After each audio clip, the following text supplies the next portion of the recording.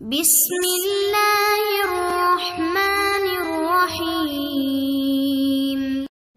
بسم اللہ الرحمن الرحیم الحمدللہ نحمدہ ونصلی علی رسولہ الکریم اما بعد ربی یسر ولا تعسر وتمم بالخیر۔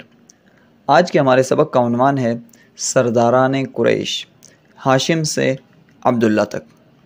اس درس کو شروع کرنے سے پہلے ہم پچھلے سبق کا خلاصہ ذہن نشین کر لیتے ہیں کہ پچھلے سبق میں ہم نے کیا پڑھا۔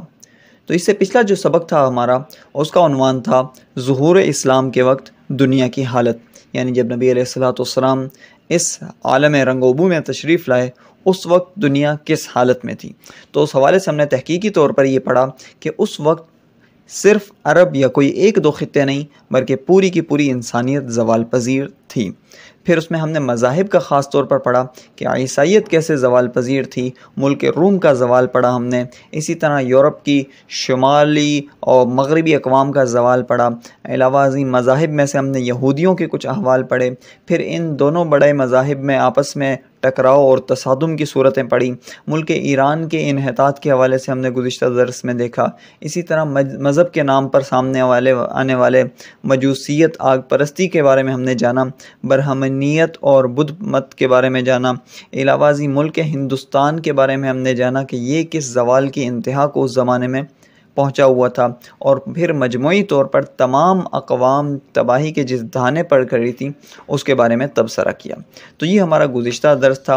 آج کا جو ہمارا درس ہے وہ سرداران قریش کے جو چند بڑے سردار تھے ان کا آج کے درس میں ہم احاطہ کریں گے، اور ان میں سے جناب ہاشم، جناب عبد المطلب، جناب عبداللہ کا آج ہم اپنا تذکرہ کریں گے۔ سب سے پہلے ہم ہاشم کو لے لیتے ہیں کہ جو ہاشم تھے یہ اپنی سخاوت میں بہت زیادہ مشہور تھے۔ انہوں نے ایک آدھ بار نہیں بلکہ بارہا اہل مکہ کو کھانا کھلایا، نہایت سخی تھے۔ ان کا دسترخوان ہمیشہ وسیع رہتا تھا، کشادہ رہتا تھا، ہر خاص و عام کے لیے اور آنے والوں کے لیے، غریب مسافروں کے لیے یہ اونٹ بھی ذبح کیا کرتے تھے اور بہت زیادہ خدمت لوگوں کی کیا کرتے تھے۔ اور خود ان کا نام عمر تھا، لیکن روٹی توڑ کر دینے کی وجہ سے ان کا نام ہاشم سے ہاشم بنا کہ یہ اپنی روٹی، اپنا کھانا بھی لوگوں کو دے دیا کرتے ہیں۔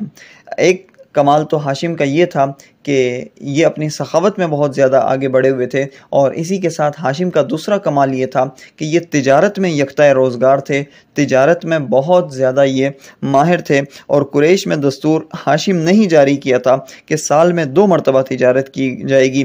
گرمی کے موسم میں شام کی طرف تجارتی قافلے نکلیں گے اور سردی کے موسم میں یمن کی طرف تجارتی قافلے نکلیں گے۔ یہ ہاشم نے ہی ایک اختراع کی تھی، یہ ہاشم کا ہی آئیڈیا تھا جس کے مطابق قریش نے 2 اسفار ایک سال میں شروع کیے تھے۔ تو ہاشم قریش میں گویا ہر لحاظ سے غالب اور لوگوں میں محبوب ترین شخصیت تھے۔ تجارت کے سلسلے میں یہ ایک مرتبہ یثرب، جس کا نام بعد میں مدینۃ الرسول صلی اللہ علیہ وسلم پڑا، وہاں گئے ہوئے تھے۔ وہیں ہاشم کی سلمہ نامی ایک خاتون سے شادی ہوئی، اور اس شادی کے کچھ عرصے بعد جناب ہاشم کا انتقال ہو گیا۔ جناب ہاشم اور سلمہ سے اللہ رب العزت نے انہیں ایک بیٹا دیا جس کا نام شیبۃ الحمد رکھا گیا، اور یہ شیبۃ الحمد سلمہ کے علاقے یعنی یثرب میں ہی پیدا ہوا، اور وہیں پر اس کے بچپن کے ابتدائی دن گزرے۔ ہاشم کے جو بھائی تھے، جب مطلب ان کا نام تھا، جب ان کو پتہ چلا کہ میرا بھتیجا شیبۃ الحمد یثرب میں رہ رہا ہے، یثرب میں زندگی گزار رہا ہے، تو وہ اسے یثرب سے واپس مکہ لانے کے لیے کوشش کرنے لگے۔ اور ایک دن جا کر یثرب سے ان کو لے کر آئے، اور مکہ جب یہ لا رہے تھے تو لوگوں نے سمجھا کہ یہ مطلب کا غلام ہے، جس کی وجہ سے انہیں عبد المطلب کہا۔ تو اس طریقے سے شیبۃ الحمد عبد المطلب میں منتقل ہو گیا۔ بعد میں تاریخ نے انہیں عبد المطلب کے نام سے ہی جانا۔ عبد المطلب بڑے زیرک، بڑے سمجھدار آدمی تھے۔ کہا جاتا ہے، ابن سعد کی روایت ہے بلکہ، کہ تمام قریش میں سب سے زیادہ حسین و جمیل تھے، سب سے زیادہ قوی اور جسم کے لحاظ سے اچھے جسم والے تھے، سب سے زیادہ بردبار اور حلیم تھے، سب سے زیادہ سخی اور کریم تھے، سب سے زیادہ شر اور فتنہ سے دور بھاگنے والے تھے، اور قریش کے مسلم سردار تھے جس کو سب لوگوں نے متفقہ طور پر اپنا رئیس اور سردار مانا ہوا تھا۔ آگے چل کر یہ عبد المطلب نے مکہ مکرمہ کی سرداری حاصل کی۔ اس سے پہلے بھی ان کے خاندان میں سردار چلے آ رہے تھے، لیکن باضابطہ طور پر عبد المطلب کو قصی کے بعد بڑی سرداری میسر آئی اور نصیب آئی۔ اور اس کے کچھ عرصے بعد یہ عبد المطلب نے ایک خواب دیکھا کہ اس جگہ پر یعنی حرم مکی کی حدود میں ایک چشمہ ہے جو حضرت اسماعیل علیہ السلام کی یاد ہے۔ اس خواب میں عبد المطلب کو اس بات کا پابند بنایا جا رہا تھا کہ بھائی اس جگہ کو کھودیں۔ تو عبد المطلب نے جب بارہا یہ خواب دیکھا تو وہ اس پر کمر بستہ ہوئے، اگرچہ قریش نے اس وقت اس کا ساتھ نہیں دیا کہ عبد المطلب کیا کھدائی کرنے والے ہیں، کیا کرنے والے ہیں، کہاں سے صحرا میں چشمہ نکالیں گے، لیکن عبد المطلب اپنے بیٹے حارث کو لے کر کھڑے ہو گئے، اللہ تعالیٰ سے دعا بھی کرتے جاتے اور اس میں محنت بھی کرتے جاتے۔ بہرحال یہ ہوا کہ اس جگہ سے زمزم کا جو کنواں تھا وہ جاری ہو گیا، اور سب لوگوں نے جان لیا کہ سردار عبد المطلب کا جو خواب تھا وہ بہرحال ایک سچا خواب تھا اور یہ من جانب اللہ تھا۔ لطف کی بات یہ ہے کہ جب زمزم کا چشمہ عبد المطلب کھود رہے تھے تو حارث نامی بیٹے کے علاوہ کوئی اور ان کے ساتھ نہیں تھا، اس لحاظ سے دیکھا جائے تو یہ اس وقت بے یار و مددگار تھے۔ اس بیچارگی کے عالم میں انہوں نے یہ ایک نظر مانی تھی کہ اگر اللہ تعالیٰ انہیں 10 بیٹے عطا فرما دے جو جوان ہو کر ان کے دست و بازو بنیں تو ایک فرزند کو اللہ کے نام پر ذبح کروں گا۔ عبد المطلب کے اس کے بعد یک کے بعد دیگر بچے پیدا ہوئے اور وہ 10 کی تعداد تک پہنچ گئے، اور جو سب سے چھوٹے تھے عبد المطلب نے ان کو کہا کہ اس کو میں ذبیح اللہ بناؤں گا، اللہ کے نام پر ذبح کروں گا، لیکن پھر بعد میں وقت کے علماء وغیرہ سے پوچھا اور عبداللہ کا فدیہ 100 اونٹوں سے دیا، اور اس طریقے سے عبداللہ کو ذبیح اللہ کہا جانے لگا، جو کہ عبد المطلب کو سب بیٹوں میں زیادہ محبوب و مکرم تھے اور بڑے یہ پیارے بیٹے تھے۔ اور جب عبداللہ جوان ہو گئے عبد المطلب کے بیٹے تو اور 25 سال کی ان کی عمر ہو گئی تو عبد المطلب نے ان کی شادی کے لیے بنو زہرہ قبیلے کا انتخاب کیا۔ وہاں کی ایک حسین و جمیل اور اپنی فطرت میں اپنے اوصاف حمیدہ میں بہت لائق فائق خاتون تھیں جن کا نام آمینہ تھا۔ جناب عبد المطلب نے فیصلہ کیا کہ عبداللہ کی شادی کے لیے یہ آمینہ ہر لحاظ سے موزوں اور مناسب خاتون ہے، اور ان کے اندر نسبی شرافت اور حسب نسب کی بلندی بہت زیادہ ہے، لہذا جناب عبداللہ کی آمینہ سے شادی ہو گئی۔ عبداللہ بھی اپنے آباء و اجداد کی طرح تجارتی اسفار کیا کرتے تھے اور تجارت کے سلسلے میں ایک جگہ سے دوسری جگہ جایا کرتے تھے۔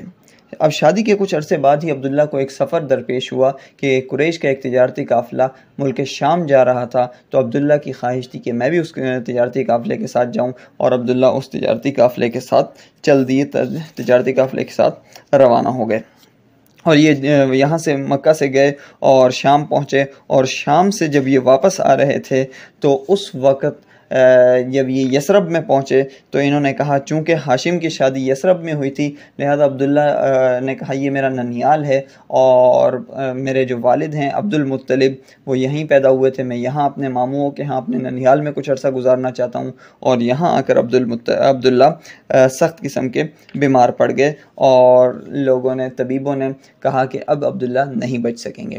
فوری طور پر یہ خبر عبد المطلب تک پہنچائی گئی۔ عبد المطلب نے اپنے بڑے بیٹے حارث کو اس کی خبر گیری کے لیے اور عبداللہ کو واپس مکہ لانے کے لیے انہیں پابند بھی بنایا، لیکن جب حارث وہاں پر پہنچے یثرب تب تک جناب عبداللہ کا انتقال ہو چکا تھا اور یہ اس دار فانی سے کوچ کر چکے تھے۔ عبداللہ کے بعد کچھ عرصے بعد کیا ہوا اور ان کے ہاں آمینہ اور عبداللہ کو اللہ تعالیٰ نے کیا خاص تحفہ عطا فرمایا، یہ انشاءاللہ اگلے کسی درس میں ہمارے موضوع آ جائے گا۔ آج تک کے لیے اتنا ہی کافی ہے، اور آج کے درس کا ہم ایک مرتبہ خلاصہ پڑھ لیتے ہیں، اعادہ کر لیتے ہیں اس کا کہ آج کے درس میں ہم نے کیا پڑھا۔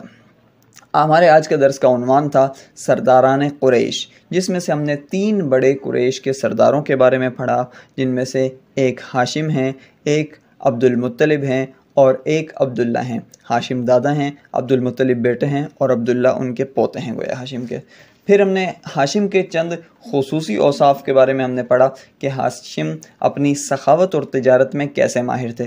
پھر ہم نے اس کے بعد ہاشم کی تجارت کے سلسلے میں جو روانگی ہوئی تھی ملک شام کی طرف اور وہاں سے واپسی میں جو انہوں نے یثرب میں شادی کی اور سلمہ سے، اس کے بارے میں پڑھا۔ پھر ہاشم کے ہاں جو اولاد پیدا ہوئی یعنی جناب عبد المطلب، ان کے ہم نے کچھ احوال پڑھے، اور عبد المطلب کے یثرب سے مکہ آنے کی کارگزاری پڑی، اور عبد المطلب کے مکہ میں جو نمایاں کام تھے ان کو ہم نے جانا۔ پھر عبد المطلب کی جو اولاد تھی ان میں جو سب سے چھوٹے بیٹے تھے عبداللہ، ان کے ہم نے کچھ احوال پڑھے، اور عبداللہ کی جن محترم خاتون سے شادی ہوئی تھی جناب بی بی آمنہ، ان کے ہم نے کچھ احوال پڑھے۔ تو اس طریقے سے ہمارا آج کا درس مکمل ہو گیا۔ آئندہ تک کے لیے اجازت دیجیے۔ جزاکم اللہ خیرا۔ سبحانک اللہم و بحمدک، ونشہد ان لا الہ الا اللہ وحدہ لا شریک لہ، ونشہد ان محمدا عبدہ ورسولہ۔